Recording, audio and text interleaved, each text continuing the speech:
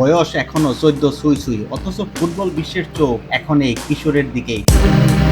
কারণ খুব শীঘ্রই হয়তো তার কাঁধে উঠতে পারে এমন এক দায়িত্ব, যার ওজন শুধু একটি জার্সি নয়, একটি কিংবদন্তির উত্তরাধিকার।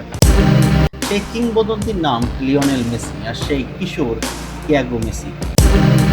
সব সন্তানই বাবার নাম বহন করে, কিন্তু খুব কম সন্তানকে বহন করতে হয় বাবার গড়ে যাওয়া ইতিহাস, কোটি ভক্তের স্বপ্ন আর অগণিত প্রত্যাশা।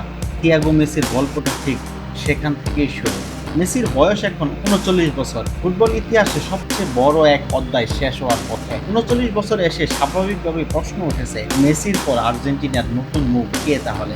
এই প্রশ্নের উত্তর খুঁজতে এখন অনেকের নজর থিয়াগো মেসির দিকে।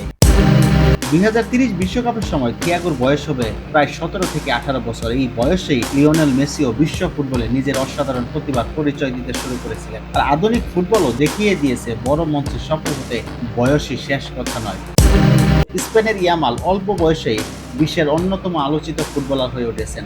তার সাফল্য প্রমাণ করেছে, সঠিক প্রতিভা, পরিশ্রম, সুযোগ থাকলে একজন কিশোরও বিশ্ব মঞ্চে নিজের ছাপ রাখতে পারে। ঠিক এখানেই শুরু হচ্ছে থিয়াগোকে নিয়ে জল্পনা। বর্তমানে থিয়াগো মেসি ইন্টার মায়ামির একাডেমিতে খেলছেন। সামাজিক যোগাযোগ মাধ্যমে তার খেলার ভিডিও নিয়মিত ভাইরাল হচ্ছে।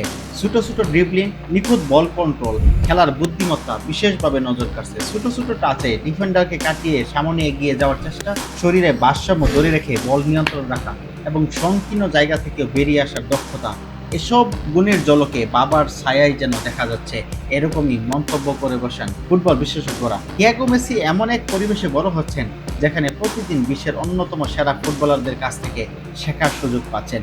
যদি উন্নতির দ্বারা একইভাবে চলতে থাকে, তাহলে আগামী কয়েক বছরের মধ্যে যুব ফুটবলের বড় মঞ্চ থেকে জাতীয় দলের দরজা খুলে যেতে পারে। থিয়াগোই হবেন পরবর্তী মেসি, এখনই বলা না গেলেও এটুকু বলা যায়, ফুটবল বিশ্ব তার প্রতিটি পদক্ষেপ গভীরভাবে পর্যবেক্ষণ।